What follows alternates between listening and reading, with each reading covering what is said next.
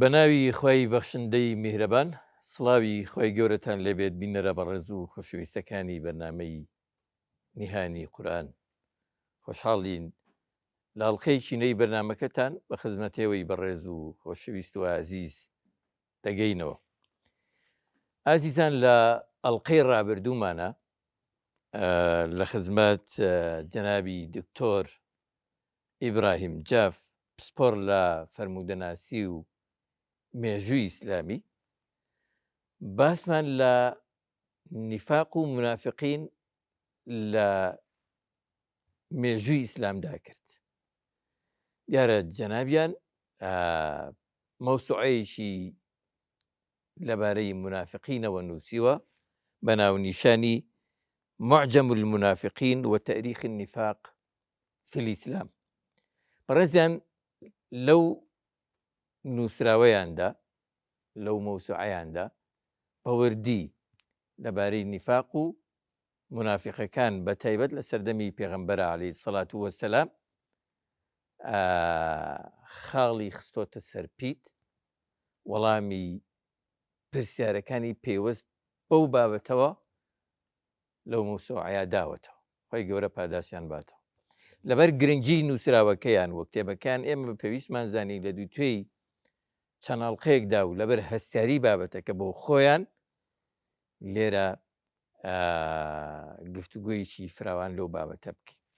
ئەڵلقەی یەکەممان باس کرد لەبارەی مەوسوعەکەیانەوە و هەندێکیش لەبارەی نیفاق و منافقینەوە قسەمان کرد. خوا پشتیوان بێت لە مەڵلقەیە درێژە بەو بابەتە بدەین بزانین تا کوێ ڕۆین ئەو کاتە ئینشاءڵڵا ئاگادارتانەکەینەوە لەوەی کە ئەگەینە ئەڵلقەی داهاتوویانە. من سەرەتای بەرنامە بە گەرمی بە خێراتنی بەڕێز کاک دکتۆر ئیبراهیم جافەکەم یاخوا بەخێر بێن کاک دکتۆر. سەلامەتتان کە یاخوا سەرچاوان ئازیەتماندان کاتمان گرتن. ئەوە واجبێکی شەرعیە لەسەر من و سپاسی ئێوەکەم بەڕاستی بۆ حرستان لەسەر ئەو مۆزوعە گرنگانی کەواوەکو پێویستە تەرەح بکرێت ئەمڕۆ لە ساحەی وڵاتەکەمان و لەناو گەنجەکان و لەناو هەموو کۆمەلگای کوردەواریە کە پێویستەکەەوە ئەو مۆزوعانی کەوا گرنگن هەموو ئیعلامیەکان ئیعلامی کوردی ڕاگەیاندن کار میدیاکارەکان کە هەوڵ بدەن کەواوەکو ئەو مۆزوعانە تەرح بکەن لای پسپۆرەکان تا ئەوانش بتوان ئینشاءالله جوابی خەڵکەکە بنەوە. ئینشاءالله جزاک الله خێرە. خوازدار بات و یاخوا بەخێراتنی ئەم گەنجە جوانانەشەکەم یاخوا بەخێر بێن بەشێکتان تازەن و بەشێکیشتان لە ئەڵلقەی ڕابردووە هەبوون لەگەڵمان. جزاکم الله خێرا یاخوا بەخێر بێن. کاک دکتۆر لە ئەڵلقەی ڕابردووە لەبارەی مەوسوعەکەی جەنابتانەوە باسمان کرد و هەندێکیش لەبارەی نیفاق و منافقینەوە دوای ئەمەوێ ئەگەر شتێک هەبوو بێ پێویست بوو بێ لە ئەڵلقەی یەکەم بۆ وترێ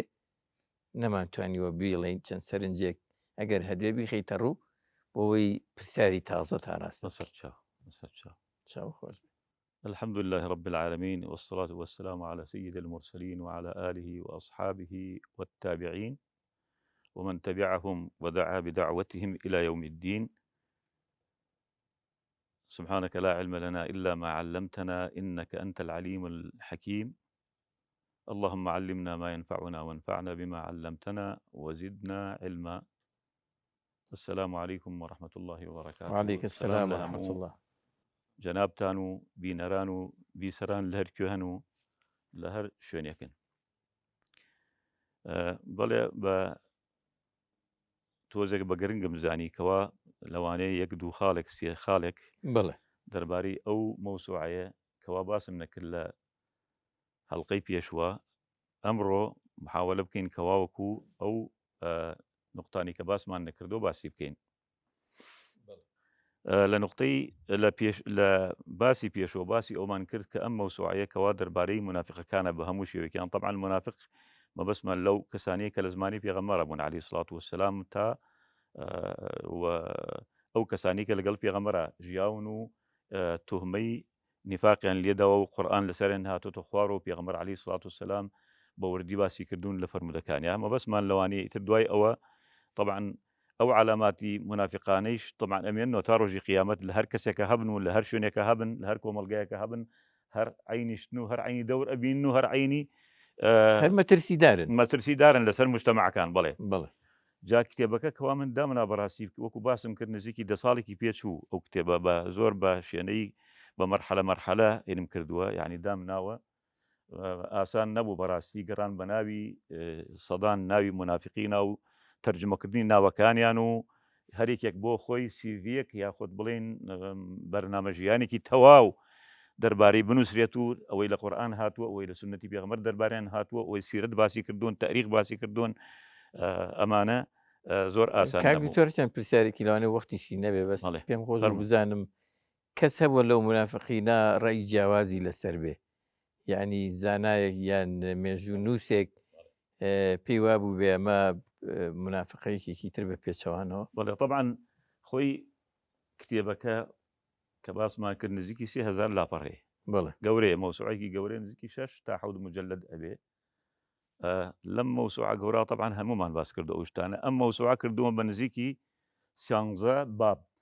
بە زمانی عەرەبی خۆمان دەواازەی پێڵێ نازانم لە تەصنیفکردنی کتێبی کوردیا بەڕاستی تۆزێک من دوور بووم لە کوردستان لەبەر ئەوە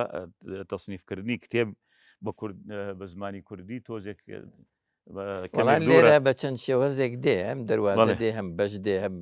بەڵێ بابەتێک 11 بابەتی گەورن بابەتی وایە 200 پەڕە ئەبێ بابەتی وایە 300 پەڕە ئەبێ بابەتی وایە 100 پەڕە ئەبێ المهم ئەم بابەتانە هەمی باسی ئەو منافقانە ئەکات بەعزێک منافقمان هەبووە هەر منافق بوون تا مردون بە من نیفاق ڕۆیشتون تاو ئەوە مەجموعەیەک لەو مەجموعانن مەجموعەی دووهەممان هەیە ئەوە کە منافق بوون تا فترێک تا ماوەیەکی تایبەتی لە ژیانیانە دوای تەوبەیان کردوتەوە و خوای گەورە تەوبەی لێ قوبوڵکردن و گەڕاونەتەوە ئاعترافیان قورئانە فەرمیێ لە سوورەی التەوبە کە سوورەی زۆربەی باسی منافقین ئەکا وآخرون اعترفوا بذنبهم خلطوا عملا صالحا وآخر سيئا عسى الله أن يتوب عليهم لەوانە زۆریان پەشیمان بوونەتەوە گەڕاونەتەوە بۆ سەر ئیسلام و سەر دینی پێغەمبەر عەلەیهی سڵات وسەلام ئەوەیش بابەتێکە لە بابەتەکان بابێکی گەورەی لە بابەتەکان کە ئەو کەسانەی کەوا ناویان چییە کێبوون هەموو بە شێوەیەکی ورد باسکراون کەوا بەڵێ منافق بوون لە مەرحەلەیەکی ژیانیانە لە چرخ لە ماوەیەک لە ماوەکانی ژیانیانە کافر بوون و بە دینی پێغەمبەر عەلەیهی سڵات وسەلام ممکنە حتا موامەرەیشیان لە پێغەمبەر کردبێ صلی الله عليه وسلم بەڵام دوایی مسلمان بوون بە مسلمانێکی چاک و ڕێک و پێک گەڕاونەتەوە ناویان لە لیستەکەی کوژاوەتەوە بەڵێ ناوەکەیان لە لیستەکە کوژاوەتەوە بەس ئێمە ناومان باس کردوون لەبەر ئەوەی کەوا کەسێک ڕۆژێ لە ڕۆژان نەک وا بزانێ ئەمە سەحابەی پێغەمبەر بووە لەو مەرحەلا بەڵێ سەحابە بووە بەڵام لەو کاتا ئێمە باسی ئەوەکەین فەرق لە بینی منافق و سەحابە چیە چۆن فەرق چی هینێک هەیە چ نیشانە و چ علاماتێک هەیە کەوا ئێمە بتوانین فەرق لە بینی منافق و لە بینی سەحابە بکەین چونکو سەحابەیش منافقیش هەر سەحابەن چونکو مەبەسمان لە سەحابەی پێغەمبەر عەلەیهی سڵات وسەلام بریتیە سەحابە بریتیە لەو کەسەی کە باوەری بە پێغەمبەر هێنابێ صلی الله عليه وسلم لە ژیانیا باوەری بە پێغەمبەر هێنابێ چاوی پێی کەوت بێ دەموچاوی پێغەمبەری بینی بێ دانیشت بێ لەگەڵی وەلەو 1 سەعات 2 سەعات 3 سەعات ڕۆژێک دەڕۆژ 10 ساڵ ئەمە یەک بەس شەرتێکی گرنگ هەیە کەواوەکو ئەم شەرتە زۆر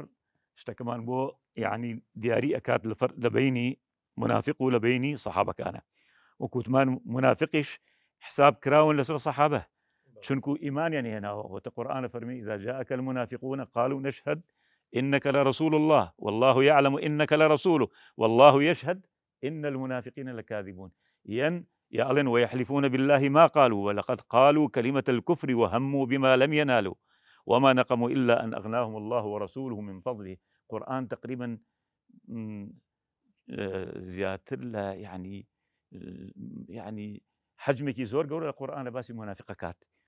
کەوابوو ئەمانە بەظاهر مسلمانن بڵێ چونکو پێغەمبەریان بینیوە ئیمانیان پێهێناوە بەس مشکلەکە لێرایە صحابة ومات على دين محمد أمانة لم يمت على دين محمد أو لسر دين پیغمبر عليه الصلاة والسلام يعني أول مرجعكي صحابية أو مرجع رئيسية كأوان لسر ديني پیغمبر صلى الله عليه وسلم وفاتها كردوه لسر دواي أويش زیاتر لە 50 صفەت هەیە لە قورئان و لە سنەتی پێغەمبەر عەلەیهی سڵات وسەلام باس کراوە ئەم 50 صفەتە تەمیزن منافقمان لە مسلمان بۆ جیاکاتە چونکە قورئان خۆی باسی منافقی لایە بۆ کردین باسی سەحابەیشی بۆ کردوین هەل لە عینی ئەو ئاەتانە مەثەن لە ئاەتێک لەو ئاەتانە باسی سەحابەمان بۆ باسی سەحابە ڕاستەکانمان بۆ ئەکات باسی منافقەکانیشمان بۆ ئەکات وطبعا ژمارەی سەحابەکانی پێغەمبەر صلی الله عليه وسلم ئەوەی کەوا تقریبا بزانرێت نزیک بوو بێتەوە تقریبا نزیکی 100 تا 20,000 سەحابەی هەبووە پێغەمبەر عەلەیهی سڵات وسەلام یعنی پێغەمبەر عەلەیهی سڵات وسەلام ئەو ڕۆژەی کە وەفاتی کردووە 120,000 کەس کە باوەڕی پێهێناوە لە دوای خۆی ئەمانە لە جێی خۆی جێماون ئەمانە هەمی سەحابەی پێغەمبەرمان عەلەیهی سڵات وسەلام طبعا لەناو ئەمانەشە بەعزێک لەو منافقانە هەبوون کە ژمارەیان وەک من پێی گەیشتوم نزیکی ئینشاءالله ئێستا تەواو ناتوانم چونکو بەڕاستی مۆسوعەکە گەورەیە من تقریبا 15 ساڵ لەمە پێش نووسیومە بەڵام نزیکی 400 منافق هەبوون ناوەکانیان هەمی لەو مەوسوعات تەسجیل کراوە هەمی دیاری کراوە لەوانە وتمان جۆرجۆرن بەعزێکی منافق بە منافقی ڕۆیشتون بەعزێکی گەڕاونەتەوە بەعزێک جێگەی ئەوە بوون یعنی خەڵکی بە منافقی داناون بەڵام منافق نەبوون جێگەی گومان بوو جێگەی گومان بوون خەڵکی بەعزێک حتا سەحابەکان ڕزای خۆیان لەبێ تەوقعیان کردو ئەو تەسەوریان کرد هەندێک لە سەحابە تەوقعی ئەویان کردو کە ئەمانە منافق بن بەڵام ئەمانە منافق نەبوون یەکێ لەوانە زۆر لەوانە پێغەمبەر عەلەیهی سڵات وسەلام خۆی شەهادەتی بۆداوەن کە ئەوە چاکترین سەحابەن کەوابوو دێنەوە سەرەوە بابەتە بە تەفسیل جابگەڕێنەوە سەر ئەسلی سەرنجەکان فەرموو سەرنجەکان یەکەم کتێبەکە لەسەر ئەساسی ئەوە دانرا کە باسمان کرد کە مەجموعەیە گەنج هاتنە لام داوای کتێبێکیان کرد دەربارەی ئەم مەوزوعات چونکو ئەم مەوزوعە نەنووسرا بۆ ڕاست ئەوەم باس کرد بەڵام طبعا ئەمەیش ئێستا من کەبیرم لێ کردو نقطەی ئضافی بخینە سەر ئەوە بریتیە لەوەکەوە ئەمە واجبێکی شەرعی بوو لەسەر من پێویست بوو کەوا پێی هەڵسم چونکو ئەم مەجالە بۆشاییەکە لە تاریخی ئیسلام و لە عەقیدەی ئیسلام و لە بیرروڕای مسلمانانە هەیە بەڵام ئەم بۆشاییە پڕ نەکراوەتەوە ئەمەیش قورئان بە مسلمانان ئەفەرمێت و بە ئەهلی علم بەتایبەتی پیان ئەڵێ وإذا أخذ الله ميثاق الذين أوتوا الكتاب لتبيننه للناس ولا تكتمونه يعني خواي گەورە عهد و پەیمانی وەرگرتووە لە زاناکان ئەو کەسێک خۆی بزانە ئەزانێت عهد و پەیمانی لێ وەرگرتوون کەوا ئەو دینەی کە دینی خوایە ئەو شتەی کەوا پێویست بە بەیان و ڕاوەکردن و شەرحکردن و تێگەیاندنی خەڵکیە بۆ خەڵکی باسی بکەن ئەگەر نەیکەن مەسئول ئەبن لە ڕۆژی قیامەتە لایەن خوای گەورە و میهرەبانەوە لتبيننه للناس ولا تكتمونه پێغەمبەریش عەلەیهی سڵات وسەلام لە فەرمودەیەکی صحیحە ئەفەرمێت لا تزول قدم عبد يوم القيامة حتى يسأل عن 4 يعني هیچ مسلمانێک پێشی ئەوەی کەواوەکو بڕاتە بەهەشت یا بڕاتە جەهەنەم پێشی ئەوەی کەواوەکو حەلی ئەخیر بکرێت و ئاخر تقریر بەدەستی هەموو کەسێک تۆ بەهەشتی یا جەهەنەمی پێشی ئەوە نایڵن هەنگاوێ بۆ هەنگاوێ بەرەو پێش بڕوات تا 4 سوالی لێ نەکەن یەکێک لەوانە وعن علمه فيما فعل فيه ئەو علمەی کە پێی بوو ئەو زانستەی کە پێی بوو چی پێ کردووە خوای گەورە هەروە بە ئاسانی کە ئەو علمەی یاوە بە تۆ بۆ ئەوی نەداویتە بە خۆت دابنیشی لە ماڵەوە تەواو وازی لێبێن و ئیسراحەت کەیت نە پێی یاویت بۆ ئەوەی کەواوەکو خەڵکی تێبگەێنی باسی کەی بۆ خەڵکی ئەمانە ئەمە نقطەیەکی گەرنگ بوو نقطەی دووهەم وەکو ئەزانن سنەتی پێغەمبەر صلی الله عليه وسلم خۆی دوانەیەکە دوو تەوئەم یاخۆ دوو دوانن لە قورئان و سنەتی پێغەمبەر صلی الله عليه وسلم ناکرێت بە هیچ شێوەیەک لە یەکی جا بکرێنەوە چونکو من يطيع الرسول فقد أطاع الله ئەی باشە پێغەمبەری چۆن بزانین کەواوەکو چۆن ئیطاعی بکەین بە فەرمودەکانی ئەزانین بە سنەتەکانی ئەزانین کەواوەکو ئەمە ئینا ئەگەر سنەتی نەبێت و سنەتی قەولی و عەمەلی نەبێت و ئێمە پێی نەزانین معناوەیە ئێتر چۆن ئیطاعی پێغەمبەر بکەین ئیطاعی پێغەمبەر یعنی بە ئەوەی کەوا کردوێتی ئەمری پێکردوین نەهی پێکردوین ئەوە فەرمودەی پێغەمبەر صلی الله عليه وسلم کەوا بوو قورئان چۆن فەرمانمان پێ ئەکا بەوەی کەوا خوای گەورە خۆی فەرمیێتی ئیطاعی من بکەن پەیڕەوی من بکەن شوێن کەوتوی من بکەن لەگوێی من بکەن ئەمر و نەهی من تەطبیق بکەن فەرمیێتی پێغەمبەرەکەیشم هەر عینیشت کەوا بوو پێغەمبەر لەگەڵ خوای گەورە صلی الله عليه وسلم ئەمە دووشتن نابێت جیا بکرێن و هەر کەسێک جیای بکاتەوە ئەوە گومان لە ئیمانی هەیە. قورئانە فەرمێ لە ئاەتێکی کا باسی ئەوان بۆکە کە زۆر گرنگە و زۆر پێویستەکەەوە هەموو مسلمانێک بیزانێ ويفرقون بين الله ورسوله کەوابوو جیاوازیکردن لە بینی خوا و پێغەمبەرە ئەمری خوا و ئەمری پێغەمبەرە فرمودەی خوا و فرمودەی پێغەمبەرە صلی الله عليه وسلم نهی خوا و نهی پێغەمبەرە صلی الله عليه وسلم ئەوە تەفریقەیە لە بینی خوا و پێغەمبەرە و ئەوەیش کەس نایکات ئینسانێک نەبێ خارج بێ لە باوەڕی بە ئیسلام نەبێ. ئەمە نقطەیەکی کە گرنگە. اینجا دوایەوە نقطەیەکی کەیش سێهەمە کە ئەم مەوزوعە خۆی حساسە پەیوەندی بە دەرگایەک هەیە بە وابەیەک هەیە کە ئەمانگەێنێتە دەستی پێغەمبەریش ئەمانگەێنێتە دەستی خوای تبارک و تعالى. یعنی دەرگایەکە دەواازەیەکە کە بریتین لە سەحابەکانی پێغەمبەر ڕزای خۆیان لەبێ ڕزا و ڕەحمەتی خۆیان لەبێ سەحابەکانی پێغەمبەر کە باسمان کرد کە 120,000 کەسن ڕزای خۆیان لەبێ. ئەم 120,000 کەسە ئەمانە ئەوان کە ڕیوایەتیان هەبووە طبعا نزیکی 11,000 کەسێکن حقیقەتەن نەک ئەوانی کە تەسجیل کراوە ناویان ئەوانی کەیان تەسجیل نەکراوە. ئەمانە دەواازن دەرگامان بۆ ئەکەنەوە بۆ ئەوەی پێغەمبەر ببینین عەلەیهی سڵات وەسەلام وەکو چۆن سکرتێرێکن ئەمان دەنە دەستی پێغەمبەرەوە صلی الله عليه وسلم. پێغەمبەریش ئەمان داتە دەستی خوای گەورەوە کەوابوو ئەم مەوزوعە عەلاقەی بە سەحابەیشەوە هەیە سنەتی پێغەمبەرەوە هەیە بە سەحابەکانیشمانەوە هەیە بۆ ئەوەی سەحابەکان لەکەدار نەکرێن یەکێ نەیە تەعنیان لێبا یەکێ نەیە باسی خراپیان بکە یەکێ وانە زانێکەوە ئیشی خراپیان کردووە.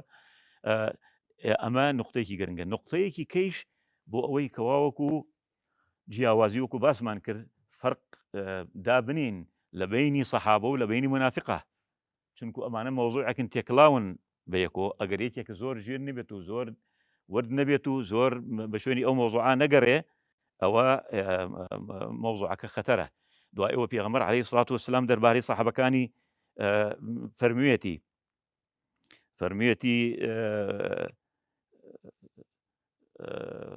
لو حديثانا فرميتي لا تسبوا أصحابي فوالذي نفسي بيده لو أنفق أحدكم مثل جبل أحد ذهبا ما بلغ مد أحدهم ولا نصيفه. أفرمي الله أقاتن لبيه ئاگاتان لە خۆتان بێ بە مسلمانان ئەڵێ پێغەمبەر صلی الله علیه و سلم ڕووی کردوتە مسلمانەکان بۆ ئێمەی کردو ئێنە خۆ سەحابەکان لە زمانی خۆیان فائیدە لەوانەوە پێغەمبەر صلی الله علیه و سلم فەرمی الله فی ئەصحابی ئەصحابەکان خۆیان لەناو خۆیان پێویست بۆ ناکە ئەم بۆ ئەوەی کردو ئەمە یەکێکە لە معجزاتی پێغەمبەر صلی الله عليه وسلم کە خەبەری یاوی نەتێ کە لە دوا ڕۆژە کۆمەلگایەک پیا ئەبێ کۆمەڵێک پیا ئەبن هجوومەکەن سەر سەحابەکانی پێغەمبەرەوە تاوان ئەنە دەمی سەحابەکانی پێغەمبەر صلی الله عليه وسلم هەر لەبەر ئەوە پێغەمبەر هاواری هەڵساوە فەرمێتی الله کۆرە بۆ خاتری خوا ئاگاتن لە خۆتان بێ فی ئەصحابی ئاگاتن لە ئەصحابەکانی من بێ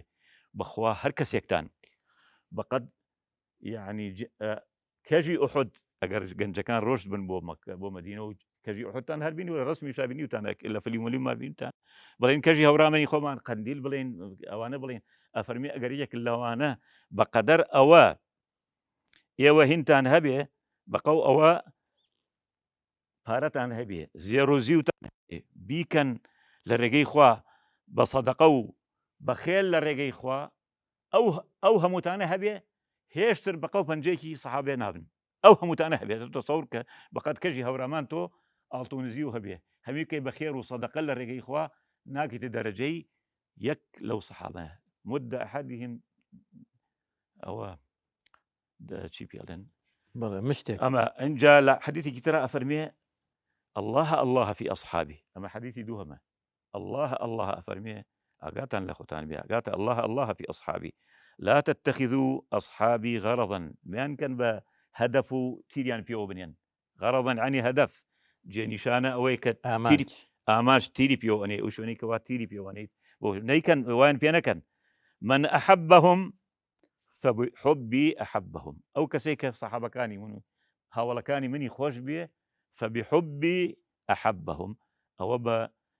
لبر خوشويستي من أواني خوش أبي ومن أبغضهم فببغضي أبغضهم. يعني پیغمبر عليه الصلاة والسلام منافقة كاني مدينة أناسي لفترية كما لا بهلسو كوتي أنا دي ناسي نوا يعني خوي قوري اللي أقدر كردو بعض كان طبعا أكيد يعني بصفات وأخلاق إناسين في غمر عليه الصلاة والسلام بعد كان خواي قورة بوي باس كردون كأمانة منافقون فلان كس منافقة فلان كس منافقة يعني لقرآن كان آياتك هاتو درباري أو موضوعة كباسي أومان بوكا كواوكو يعني خواي قورة وكو باس مان كسورتي المنافقون في أوترية سورة الفاضحة فاضحة يعني أو سورتي كواوكو فضحي منافقة كانت قرآن باسي كردوه أجر قرآن سورتي توبب خلينو تنجارك أم آية تكرار أبيته ومنهم من يقول ومنهم من يقول ائذن لي ولا تفتني ومنهم من يقول هو أذن ومنهم من يقول آمنا وهم لا والحاصل آياتك يزور القرآن هل سوري توبة بومان باسك يك بيكيهن إن جاء بعزك لم منافقانا هل موقف كتابتيا لكاتي نفاق كان لكاتي وزعكي خلافي خوينا خوي قوري القرآن بيروزا باسي كردون وفصحي كردن كوابو قرآن خوي فضحي بعزك لم منافق إناي وەکو كردون سیفات نەکۆکو نەو بەڵێ وەکو ناویان هیچ نەبوو بەڵام دیار بوو ئەو کەسێک ئەوەی کردووە ئەوە مەکە لەو نمونانە بۆ دوێنینەوە بۆ نمونە مەسجد الضرار مزگەوتێک بعضێک لە منافقەکان لەناو خۆیانە کۆبوونەوە مەجموعەیەکە نزیکی 15-12 کەسن هاتن کۆبوون لەناو خۆیانە چیان کرد وتیان ئێمە نامانوێت لە پشتی محەممەد نوێش بکەین لە پشتی ئەم پێغەمبەر عەلەیهی سڵات وسەلام بێشتی بۆ خۆمان بکەین ئێمەش شوێنێکمان هەبێت ئەم شوێنێ مزگەوتێکی تر مزگەوتێتر دروستکەین لە پاڵی مزگەوتی پێغەمبەر عەلەیهی سڵات وسەلام مزگەوتێکیان دروست کرد کە قورئان ناوی ناوە مسجد الضرار يعني ئەم مەسجدە دروست ئەم مزگەوتە دروست کراوە بۆ ئەوەی زەرەر با لە مزگەوتەکەی پێغەمبەر عەلەیهی سڵات وسەلام تۆڵە لەو بسێنێتەوە انتقام لەو بسێنێتەوە کەنەل ئەو بکات قرآن فرمي والذين اتخذوا مسجدا ضرارا وكفرا وتفريقا بين المؤمنين آياتك فرمي لآياتي ألين منافق كان أوان وتوى كإما أما بدل باكي أمان كردو بو هن نمان كردو بو إشي خراب نمان كردو بمشوي آياتك سبحان الله لم نحظى بيرمني على كل حال ليرى أم كساني كبنيادي أم مسجد الضرارين طبعا ديار تنكسن قرآنش باسي كردون كين كوابوتو إتر أزاني لەناو خۆمانە ئەڵێن مەسلەیەکی کوردی هەیە لەناو خۆمانە ممکنە گەنجەکانیان بیست بێ بەڵام من تۆ زۆر بیستمانەوە ممکنە لە هەورەمانی زۆرتر ئەو شتانە چونکو هینەکە مەسەلەکە زیاتر نیوەی بە لەهجەی هەورامانیە نەک کەرمانجیە ئەڵێ کابرا بە کابراایکی وت ئەڵێ وتی ئەو شتە چییە سەرەکەی تەسکە و بنەکەی بڵاوە وتی ئەگەر نازانی واچە کڵاوە ئەوەی تر خۆت ئەمیش لێرە قورئان کە باسی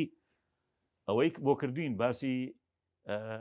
مەسجدە ضراری بۆ کردین کێ بوون مەسجدە ضراران کردووە 1 2 3 4 دیار بوون کێ بوون کەوا بۆمە هەمیان منافقن بە ناڕاستەوە خۆ ئاشکرای کرد ئاشکرا بوون کەواکو دیار بوون کەوا بوو مەواقفی زۆرمان هەیە کە لەو مەوقیفانە بەس کاک دکتۆر وەکو ناو دەوترێت لە مێژووی ئیسلامیە کە تەنها کەسێک بێجگە لە پێغەمبەری خوا عەلەیهی سەڵات وەسەلام ناوی منافقینی لە هەبووە حوزەیفەی کوڕی یەمانە ڕەحمەتی خوای لێبێ ئایا ئەمە وایە ئایا تەنها کەس بووە کە ناوی منافقینی دابووە یان هیچ هاوڵێکی تری پێغەمبەر عەلەیهی سەڵات وەسەلام ناوی فئەیەکی منافقی زانیوە سوالێکی طبعا زۆر گرنگە زۆر جوانە و ممکنە زۆربەی هەموو موسڵمانە لە هەموو عالەمە و تایبەتی حتا زاناکانیش هەر ئەوە مەشهورە لەناو خەڵکە ئەوەی مەشهور لەناو خەڵکە کەوا حوزەیفەی کوڕی یەمان صاحب سر النبي صلى الله عليه وسلم چونکو ئەم صحابية حذيفة ابن اليمان رضي الله تعالى عنه صالي 35 وفاتي كردوه 35 هجري وفاتي كردوه لعهدي حضرتي عثمان رضي الله إمام عثمان رضي الله تعالى عنه وأرضاه أم صحابية قورة مشهورة كوا أما في أوتريا صاحب سر النبي عليه الصلاة والسلام و ئیشێکی گرنگیشی هەبووە لە ژیانە ئەویش ئەوە بووە ئەفەرمێت سەحابەکانی پێغەمبەر صلی الله عليه وسلم خەریکی زۆر بابەتی تر بوون و جوانیبی تر پرسیاران لە پێغەمبەر ئەکرد صلی الله عليه وسلم من قەت پرسیارم لە خێر شتی خێری نەکرد هەر پرسیارم لە شتی شەڕ کرد ئەی پێغمبەری خوا ئەو شتێکەوە ترسناک بێت و شەڕ بێ پرسیاری ئەوم لەکرد لەبەر ئەوە ئەم سەحابیە پێغەمبەر عەلەیهی سڵات وەسەلام ناوی هەندێک لە منافقەکانی بە تەنها پێدراوە بەڵام ئایا ئەم قسە ڕاستە تەنها هەر حەزرەتی حوزەیفەی کوڕی یەمان رضي الله تعالى عنه تەنها ئەو پسپۆر بووە لەما هەر ئەو زانیوێتی طبعا من خۆیشم لە مەرحەلەیەک لە ژیانما تا عمر گەیشت ممکنە 50 ساڵ هەر تەوقعی ئەوم کردو و ئێسش پرسی لە زۆر لە هەموو عالم پرسن لە زانایەکانی خۆمان لە هەموو عالمە هەر ئەڵێن غەیری حوزەیفە لەوانەیە کەسی کە نەبێ بەڵام طبعا ئەمە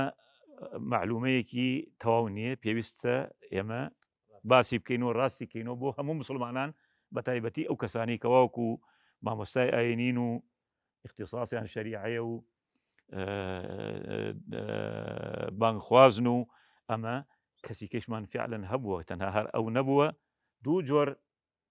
دوو جۆر شارەزامان هەبووە لە ناوی منافقینەکانە دوو جۆر بوون جۆرێکیان تاک خەڵکیان ناسیوە پێغەمبەر عەلەیهی سڵات وسەلام ناوی پێوتون ناوی فلان کەس فەرموویەتی ئەی فلان ئەوە فلان کەسە منافق مەجموعەی کێشمان هەیە بە کۆمەڵ پێغەمبەر عەلەیهی سڵات وسەلام ناوەکانی پیاون جا لەو کەسانی کە مفرەد بوون و چەند کەسێکیان باسکەین بە تاک یعنی تەمە بەسمەن لە تاک ئەوەیە کەواوەکو تا 4 و 5 و 6 و 7 هەر تاکە یعنی زیاتر لە بگرێتە 10 و 20 ئەوانە مەجموعەن لەو مەجموعانە چەند سەحابەیەک هەبوون پێغەمبەر عەلەیهی سڵات وسەلام یەکێ لەوانە دایکمان ئوم المؤمنین عائیشە بووە رضی الله تعالی عنها کە ناوی چەند منافقی زانیوە ئەمە یەکێک لەو سەحابانە بوون رضی الله تعالی عنه کە ناوی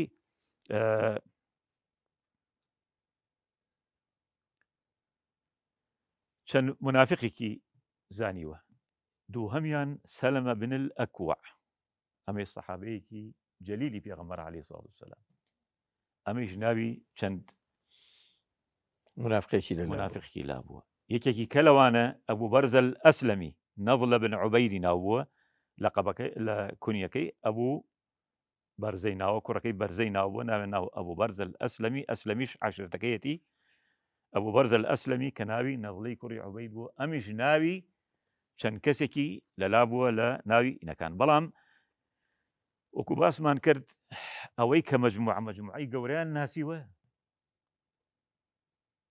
لە پێشی هەمیانە وەکو باسمان کرد حەزرەتی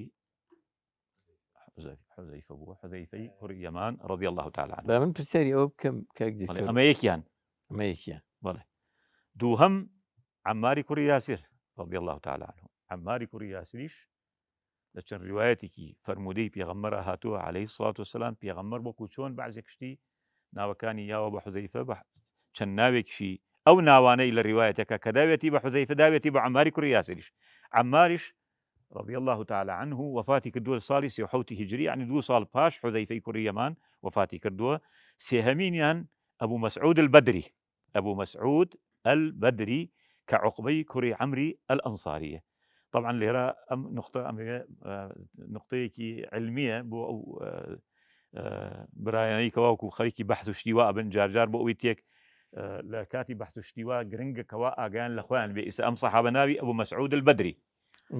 بەدریش لە سیرەتی پێغەمبەرە لە تاریخی ئیسلامە یعنی ئەو کەسەی کەوا لە غەزای بەدرا شەری کرد بێ پێی ئەوترێ البەدری لەقەبەکەی البەدریە بەڵام ئەم مەسعود البەدریە لەو کەسانەیە کە بەدری لە شەڕی غەزوەی بەدری کوبرا مشارەکەی نەکردووە و شەڕی نەکردووە و بەشداری نەکردووە بەڵام بۆ پیانوتوە البەدری چونکو لە منطقەی البەدر ئەو منطقی کە شەڕەکەی تیا بووە خەڵکی ئەوێ بووە خەڵکی ئەو گوندە بووە وەکو بڵێن خەڵکی قلیاسانە خەڵکی هەڵەبجەیە بۆ شێوەیە ئەوە من 50 ساڵ لە هەڵەبجەم نەبوو خەڵکی هەڵەبجەم بەڵام 50 ساڵ لە هەڵەبجەم بوو ئینسانی وا هەیە خەڵکی شوێنەکەی هەر نەبینی و هەر ناوەکەی ئینەکەی هەیە ئەم سەحابەیە کە پێوتری البەدری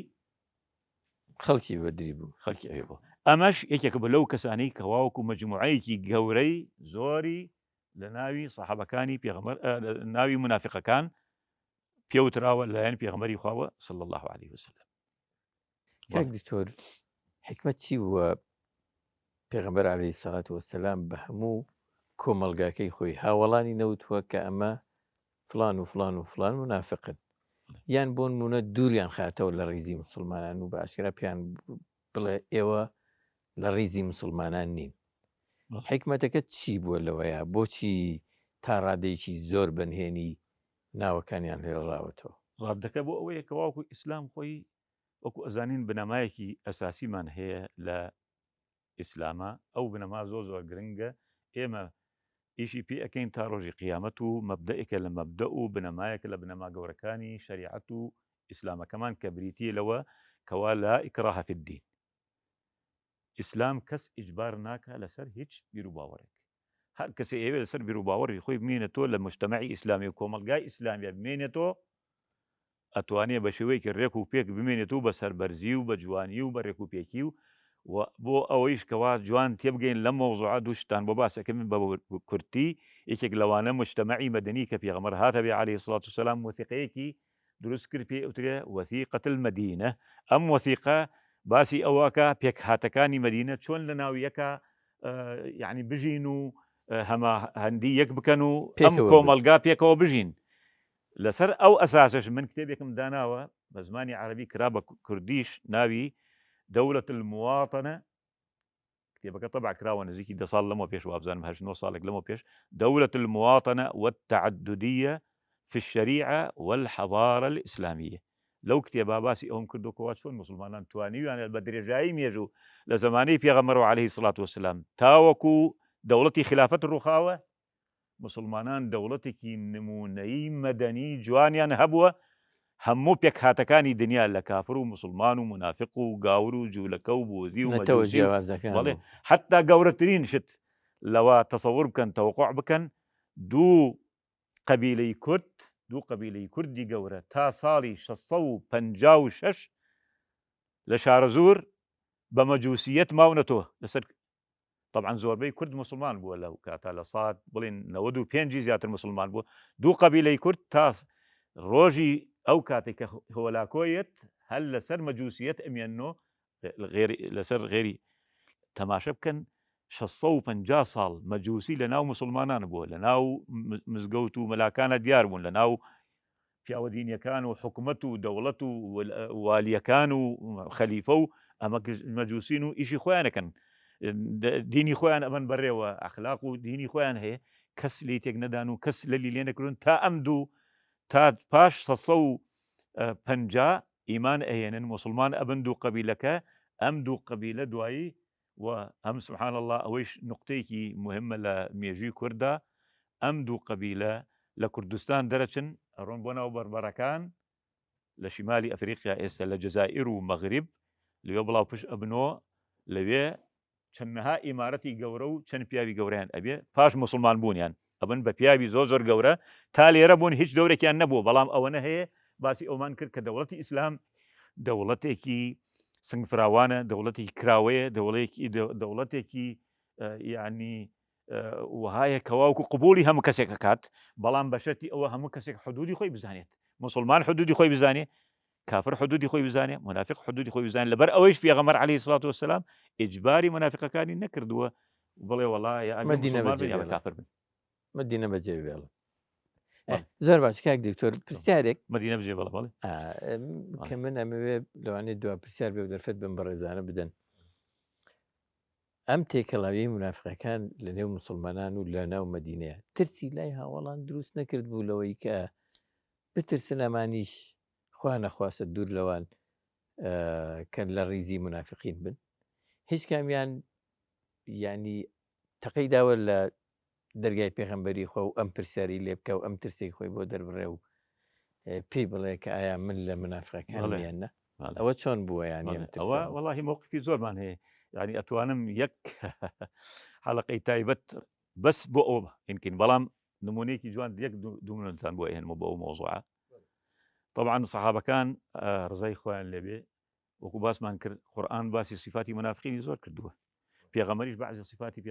باس کردووە لە فەرمودەکانی خۆیان زۆرن، ممکنە گەر هەمیان کۆبکەین نزیکی 50-60 صفەتی من بە تەفسیل لە کتێبەکە باسم کردەوە بە وردی بە نمونەکانی و بە ئايات و بە حەدیثەکان و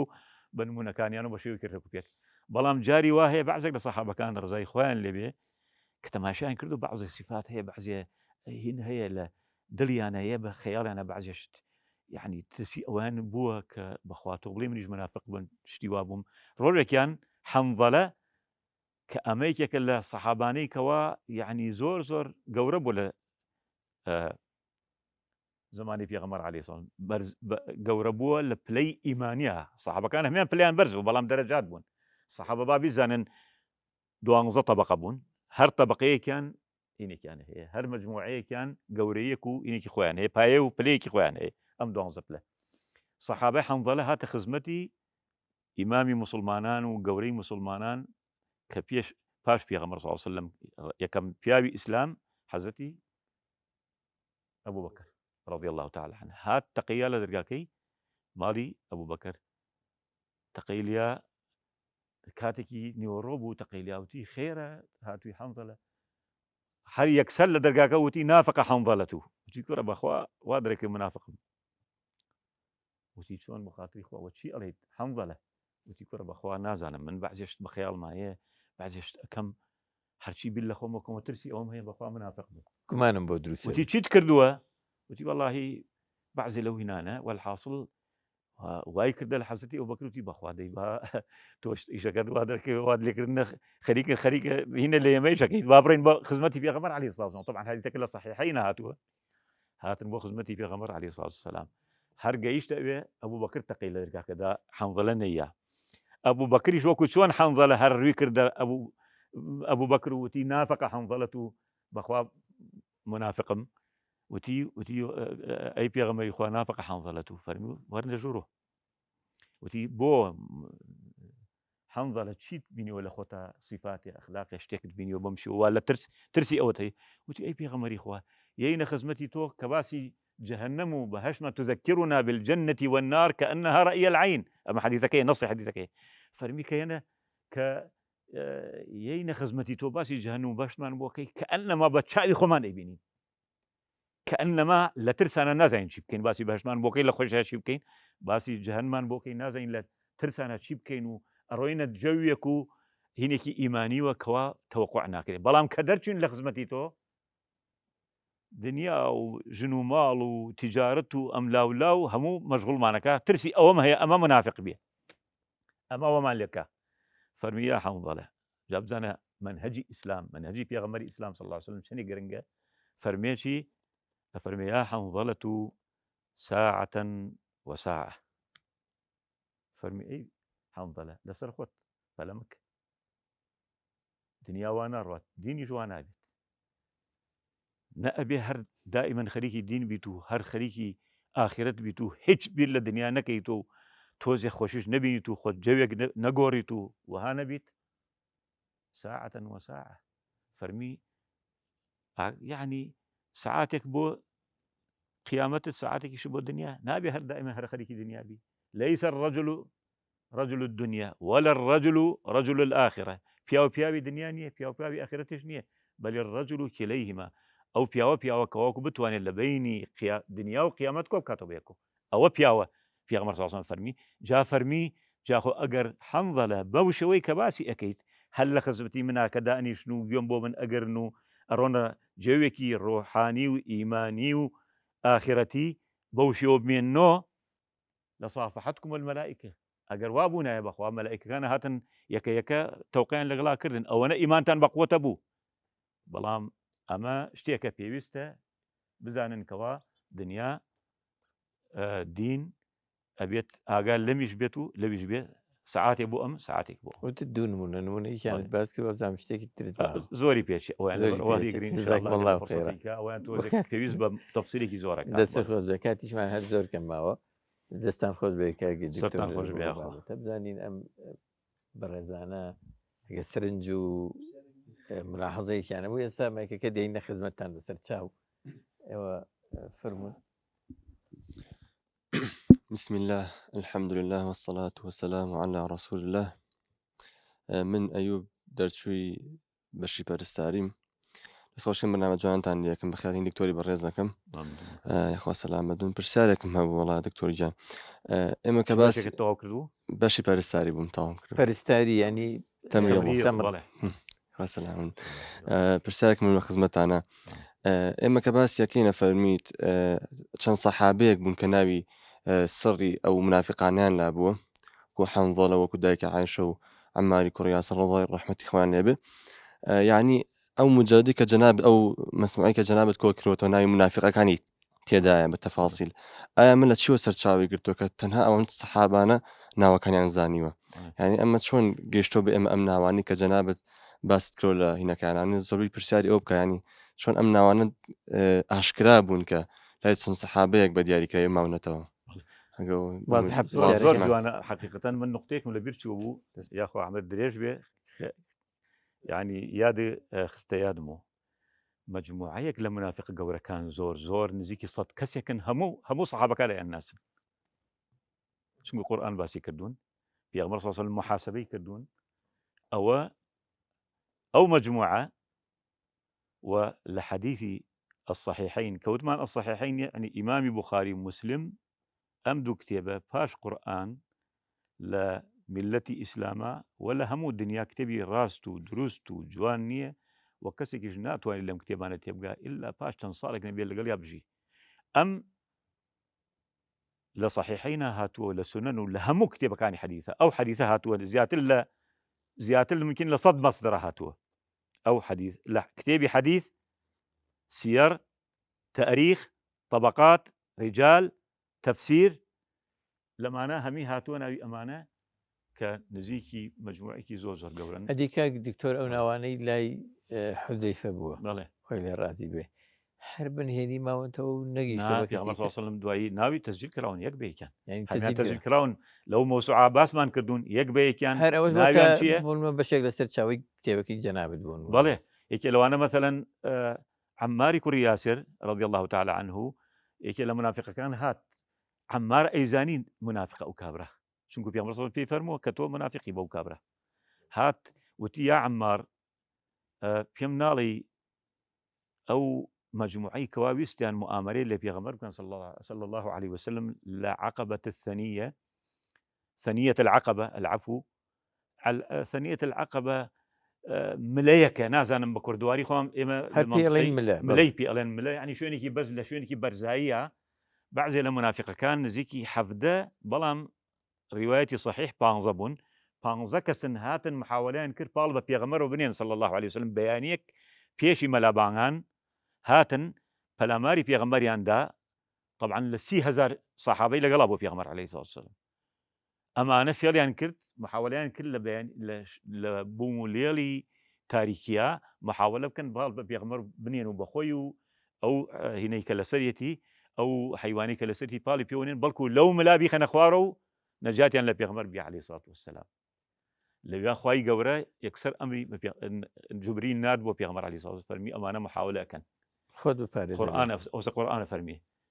ويحلفون بالله ما قالوا دوایەوە ئەوە سوێنی شەخۆن ئەمە بزانین چۆن کە سوێنیان خواردەوە بۆ پێغەمبەر کەشتی وایان نەکردووە لەکوێ کردویان لە بردەمی سەحابەکان قسەیان کردو اعترافیان کردووە کە بوو هەموو سەحابەکان ئەیان بینن یەک بەیەکیان ئەوە ويحلفون بالله ما قالوا ولقد قالوا كلمة الكفر وهموا بما لم ينالوا هموا يعني ويستيان بما لم ينالوا ويستيان أوي كان كنان بوين نكره كشتني بيغمر عليه الصلاة والسلام خستني بيغمر لسر حشتركي بيخنا خوارو وهموا لم ينالوا وما إن جاء أم كابرا فرسائل لحزتي عمار كروتي أي عمار أوانا شن كسبون وتی وڵا ئەوانە نزیکی 14 کەس بن بەس وا بزانم 15 کەسەکەیش ئێستا قسەیەکات 15 هەمینە لەگەڵ ناوەکەی لەبەر بوو ئەمیش لەگەڵ بوو بەڵێ جزاك الله خيرا بەڵێ بسم الله والصلاة والسلام على سيدنا محمد وعلى آله وصحبه وسلم من ناو محمد جزايا خوێنکاری بەشی زمانی ئینگلیزیم هاوکات مامۆستام لە بنکەی ڕۆشن بۆ فێرکردن لە بەرکردنی قورئانی پیرۆز زۆر بەرنامەکەتانەکەم و دەسۆشش بۆ جەناب بۆ پێشکەشکردنی بەرنامەکەمە کاکی کتۆری بەڕێز پرسیارەکەم ئەوە بوو چۆن منافقینی ئەم سەردەمە بناسینەوە جیاوازیان هەیە لەگەڵ ئەوانەی پێشترا بە چاو تەتەوڕات و پێشکەوتنی هەم لە زانست هەم لە دنیا زۆر شت فەرقی بەڵێ. کردووە. بەڵێ. طبعاً دەستی خۆش بێ. منافقی ئەمڕۆ لەگەڵ منافقیەوە طبعاً فەرقێکی زۆر هەیە لەگەڵ منافقی ئێمە و منافقی ئەوانە. بۆ منافقی کاتی خۆی ئەوەتە هەمی کەشف بوون، خوای گەورە کەشفی کردوون دیارین. پێغەمبەر ناسووینی صلی الله عليه وسلم لە مەرحەلەیەکە لە مەرحەلەی یەکەمە حتا سەحابەکانیش لەوانەیە پێغەمبەریش عليه الصلاة والسلام بەعزێکی نەناسیوە چونکە قورئان فەرمێت وممن حولكم من الأعراب منافقون ومن أهل المدينة مرضوا على النفاق لا تعلمهم نحن نعلمهم سنعذبهم مرتين بەڵام پاش ئەم ئاەتە چەند سوورەتی کە هاتە خوارۆ خوای گەورە هەمی کەشفی ئەم منافقانەی کردو ئەوە على كل حال زۆرە. بەڵام منافقی ئەمڕۆ کاتێکەوە باسی صفاتی ئینشاء الله ئەو ئەگەر جەناب لێرە بیت حەز ئەەکەم ئەو سوالە هەڵگری کە باسی صفاتی منافقەکانمان کرد لە قورئان و سنەتی پێغەمبەر عەلەیهی الصلاة والسلام کە نزیکی 50 صفەتە ئەوەیش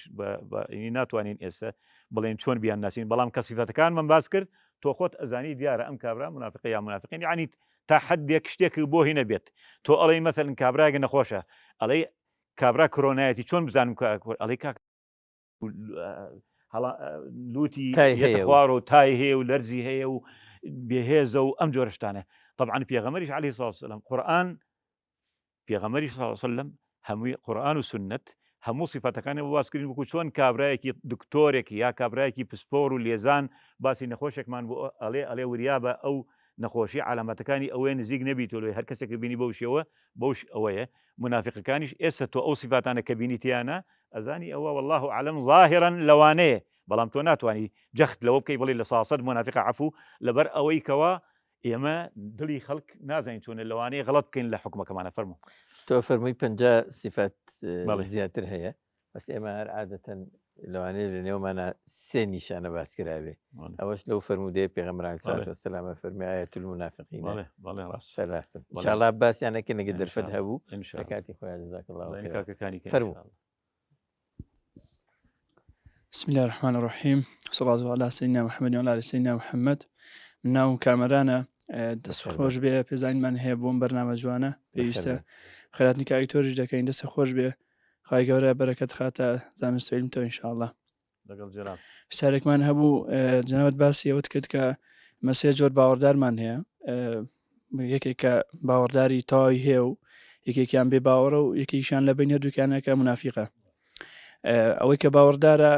ئەوی جۆری هەیە کە ئیمانداری زۆرە یاوەتە ئیمانێکی کەمی هەیە بێ باوەڕەکەشەوە تا کە زۆر زاڵمەوەی ئەوەتە زۆر کافر عنی بوونەوە بەڵێ بڵێ ئەی منافقەکە دەرەجاتی هەیە کە زۆر منافق بێ ئەوتا کە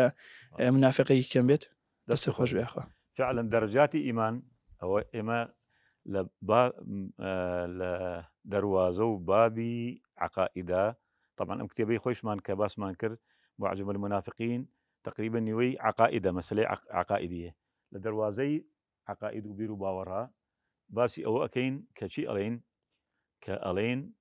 زيادة الإيمان ونقصانه باور من بوه هي كيما مسلمان إيماني إنسان زياو كمي هي إيماني خلقش جياوازه بمعنى كان همي مسلمان بلام درجات أو أبو بمباس كرن بسريعي بس ممكنة وادرك زۆر سرنجتان لێنەدا سەحابەکانی پێغەمبەر صلی الله عليه وسلم 12 طبقەن هەر طبقەیەکیان خوای گەورە ئیمتیازێکی تایبەتی یاونەتێ خەڵاتێکی تایبەتی یاونەتێ بەهرەمەندیەک و پلەیەکی تایبەتی یاونەتێ. قورئانە فەرمێ لا يستوي منكم من أنفق من قبل الفتح وقاتل أولئك أعظم درجة من الذين أنفقوا من بعد وقاتلوا وكلا وعد الله الحسنى. وكلا وعد الله الحسنى يعني أم صحاباني في غمرة صلى الله عليه وسلم هميان خوا مجدي الحسنى بهشته ليرا ما بس بهشته وكلا وعد الله الحسنى هميان بهشتين خواي قورة مزجيني في ياون شهادي بداون كوا أمانة بهشتين بلام أفرمي فرق هي لبين أو كسي بيشي أو فتحي مكة بكريه كإيماني ببيغمر هناوه لەگەڵ ئەوەی پاش ئەوەی فتحی مەکە بکرێت چونکو لە کاتی خۆشی و ناخۆشیە کاتی ئەوان پشتی پێغەمبەریان گرتووە صلی الله عليه وسلم ابن مسعودیان بە بیلالیان بە جەلدە و بە شەق و تێهەڵدان و لێدان و کوشتن و برین کردووە ابن مەسعودیان ڕاکێشەوە بەسەر هینە پێغەمبەر عەلەیهی سڵات وسەلام خۆی بۆ خۆی سەروانی حیوان و شتیان بەسەریا کردووە ئەم مەرحەلە مەرحەلەیەکی ناڕەحەت بووە ئەو سەحابانەیە کە لەگەڵ پێغەمبەر بوون لەم مەرحەلە پلەپایان زۆر فەرقی هەیە لەگەڵ ئەو کەسەی کە هاتووە لە ئاخر ساڵی پێغەمبەر ئیمانی هێناوە پاش 23 ساڵ فەرقیان زۆرە منافقەکانیش هەر عینیش دەرەجاتن ئەوەسە مامۆستا عەباس فەرمی ئاەت المنافق سەری منافقەکان شتێک ناوێت کەلیمەیەکی کوردی بەڵێ سەردەستە سەردەستەی منافقەکان ئەوەتە خوای گەورە باسی کردووە والذی تەوەلا کبره منهم له عذاب عظیم کە باسی ئەو قسەی ئیفکی دایکی مسلمانان ئەکات کە ئەم کابرا هەری ئەم منافقە دروستی کردبوو پەرەی پێدا و وای لێکردە قورئان هاتە خوارە باسی ئەو مەوزوعی کرد ئەوەتە لێرا باسی منافقە بچووکەکان ناکات قورئانی پیرۆز باسی کیان ئەکا باسی منافقەکان بە شێوەیەکی عامەکە بەڵام ئەوەی کە یێتە سەریەوە لێی ئەیکا بە هەدەف قورئانی پیرۆز خوای گەورە باسی ئەکا باسی عەزابێکی تایبەتی ئەکا بۆ ئەمان ئەمە لە شوێنێکی خراپترینیان ئەبێ لە منافقەکان پلەیەکی خواردتری ئەبێ لە هەمیان ئەفەرمێ إن الذين جاءوا بالإفك عصبة منكم ئەو مەجموعەی کە هاتن ئەم فتنیان دروست کرد بۆ پێغەمبەر عەلەیهی سڵات وسەلام تانیان لە شەرەفی پێغەمبەردا صلى الله عليه وسلم تۆ بڵێ بەش پێغەمبەرێک آخر خاتم الأنبياء والمرسلين آخر پێغەمبەرانە بڵێت خێزانەکەت تەواو نییە جا بڕۆ چەندێک بێشەرمیە چەندێک بێحەیایە چەندێک بێ ئیمانیە چەندێک کافریە چەندێک یعنی دووریە لەخوا قورئان پێ فەرمێ چی ئەفەرمێ دوای ئەفەرمێ إن الذين جاءوا بالإفك عصبة منكم لا تحسبوه شرا لكم بل هو خير لكم لكل امرئ منهم ما اكتسب من الإثم والذي تولى كبره منهم له عذاب أليم أو كسيكوا سركاري أم إيشي كردوا سروكي أم إيش بوا له عذاب أليم يعني بتايبت خواي قورا عذابك تايبري كوابود منافقش درجات وكو مسلمان إيمان درجات جزاك الله صلى الله وسلم بەڵێ فەرمووکەی دانر بسم الله الرحمن الرحيم مامۆستا گیان من ناوم دانەر و زۆر خۆشحاڵم بە بلیدار خی گەورە سەبەرستان کە ئینشاڵڵا سوپاسی مامۆستا و سوپاسی گەورەیانەشەکە ئینشاءڵڵا مامۆستای بەڕێزم باسی مێژووی حەزارەتی ئیسلامەتی ماکە کە باسی منافقەکان هیوادارم ئەم پرسیارێکە یەکەم سەڵەتە ڕەفتی بە تەوەرەکەەوە هەبێ ئینشاءڵڵا ئومێدەوارم بابەت و وەسعی ئێسای غەزە کە بە حەقەت شەڕی مسلمانانە مامۆستا ئەم بێدەنگی ئێستای ئەو کەسانی کە بۆ نەکە دەسەڵاتدارن لەم سەردەمەیە بێدەنگی ئەوان و وەڕابۆچوون و فتوای کۆمەڵێک کەس کە بە سیمای دیداری ئیسلامەتیان پێوە دیارە ئەمە نیشانێکی منافقی نییە و ئەگەر ئەوەیە چۆن خۆمان لەو ڕابۆچوونی ئەوان پارێزین بۆی لەسەر و حەماسەت و دەروونگەرمی خۆمان کە هەمانە وەکو ئەگە بە دوعایەکیش بێ بۆ خوشک و براکانمان لە غەزە بۆی سار نەبینەوە ئێمە بۆ نە کەسێک بێتە سەر شاشەکان وەڵێ ئەمە غەڵەتە و ئەمە ئاوا بێت و یاخود بەمنە کۆمەڵێک لایەنە بینی بە شێوازێک ساد و سڕی هەیە لەگەڵیانە ئەمە نیشانێک نییە بۆ منافقی دەست و چاو خۆش بۆ سوپاسەکەم یەکێک لە نیشانەکانی ئینسانی مسلمان کە قورئان و فەرمودەکان سنەتی پێغەمبەر عەلەیهی سڵات وسەلام باسی کردوون ئەوەیە قورئان ئەفەرمێ إنما المؤمنون إخوة إنما المؤمنون إخوة يا أفرمي واعتصموا بحبل الله جميعا ولا تفرقوا يا أفرمي والمؤمنون والمؤمنات بعضهم أولياء بعض أما قرآن بمان باسك همي باسي برايتي مسلمان يكبوني مسلمان خوشويسي لبين يكا بيغمريش مال عليه الصلاة والسلام أفرميت مثل المؤمنين في توادهم وتراحمهم وتعاطفهم مثل الجسد الواحد إذا اشتكى منه عضو تداعى له سائر الجسد بالسهر والحمى أفرميم ويني مسلمانان وكو ويني يك جسد وايا يك جسمي إنسان وايا وتا إنسانك أجركو بنجيكي ليقوما همو يعني بيت همو أو إنسان همو يعني إيشكات شاوي ليقوما همو پێی لێی قۆما دەستی لێی قۆما سکی لێی قۆما سەری لێی قۆما مسلمانانیش یەک جەسەدن یەک پارچەن ئەگەر لە شوێنێک مسلمانێک تووشی هەرچیە بوو مسلمانەکان ئەبێ هەمویان هەست بەو ئازارە بکەن جا بەڕاستی یعنی ئەو مۆزوعانە زۆریان ئەوێ کەوا باسییان بکەین تەسەوور بکەن یەکێک لە سەلەف و پێشینە مسلمانەکان ساڵێک لە ساڵەکان بەعزێک مسلمان تووشی هینێک بوون بوومە لەرزە هەژینێک زیلزالێک بوون لە وڵاتێک تقریبا 1200 ساڵ لەمەوە پێش ابن الجەوزی باسی ئەکات ئەفەرمێ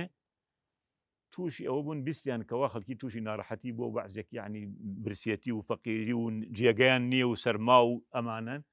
ئەڵێ یەکێک تەسەوڕ بکە ئەوە بکە یەکێ لەو پیاو چاکانە شەو هەڵ ئەسا لە سەرما زستان بوو خۆی هینەکرد شەکانی توڕ ئەدا بۆ ئەوەی هەست بەچی بکات هەست بە سەرما بکە بزانێت کە مسلمانەکان لەو وڵاتە ئەوە تووشی ئەو دەردەبوون و تووشی ئەو هینەبوون جات ماشکە لە ئەو دەرەجەی ئیمانەتە مەسەلەی بیرکردنەوە لە مسلمانان و لە دەرد و ناڕەحەتی و پەژارە و خەمخواریان ئەبێت تۆ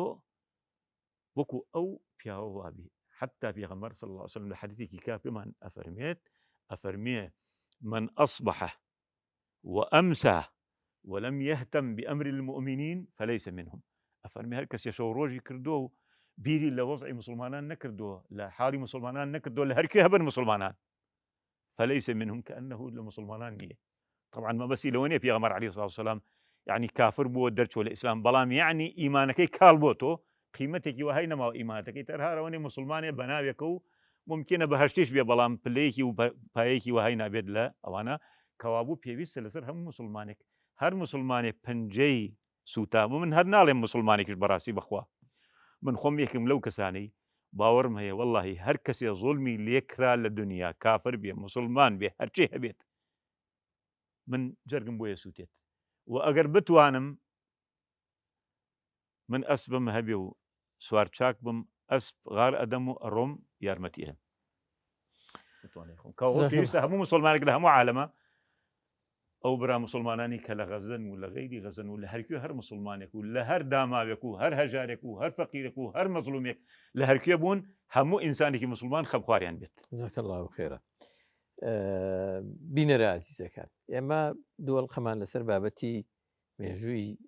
منافقەکان لە سەردەمی ئیسلام و بەتایبەتی کۆمەلگای مەدینە باس کرد لەگەڵ بەڕێز دکتۆر ئیبراهیم جاف خوا پشتیوان بێگەر لە دەرفەتەکانی ئایندەیە بۆمان گونجە بابەتێک کە زۆر گرنگ بێ باسی بکەین نیشانەکانی منافقین نیشانەکان کامانن و ئەو کارانەی کە لە دژی پێغەمبەر و هاوڵانی پێغەمبەر عەلەیهی سەڵات وەسەلام کردویانە کامانە بوون کاریگەریەکانیان چۆن بووە ئینشاءڵڵا ئەوە بابەتێکی گرنگە باڵقەی داهاتوومان باسی بکەین ئێمە سواسی دووبارەی بەڕێز دکتۆر ئیبراهیم جاف پسپۆر لە فەرموودەناسی و مێژووی ئیسلامی دەکەین کە عەزیەتی کێشان لە دووەڵخێ ڕابردووی بەرنامەکەمان ئامادە بوو ئەوەش بات و هەمووتان بە هەموو ستافی ئیشکەرو بە ئەو زۆر پێنجانی کە دانیشتون و ئەو کەسێش گویان لێتی خوا جزای هەموو لایەک باتەوە ئینشاءڵڵا بێتەوە مایی ئەوەی کەواوەکو هۆشیاریەک بین بە کۆمەلگاکەمان و مسلمانان لە دینەکەمان تێبگەن و لە تەریخ و مێژوو سیرەت و سەحابە و قورئان و سنەتی پێغەمبەرەکەمان تێبگەن صلی الله علیه وسلم دەستان خۆش بێ ئاخوا سپاسی ئێوە شەکەم کە لە بەرنامەکەم ئامادە بوون خۆی گەورە پاداشتان باتەوە ئینشاءڵڵا گەورەتان کردی سپاس بۆ هاوکارانم بۆ بینەرە بەڕێز و خۆشەویستەکان تا بەیگەیشتنەوەمان لە ئەڵلقەکانی داهاتوو بەخواتان سپێرین شاد و کامەران و سەرکەوتوو بن خواتان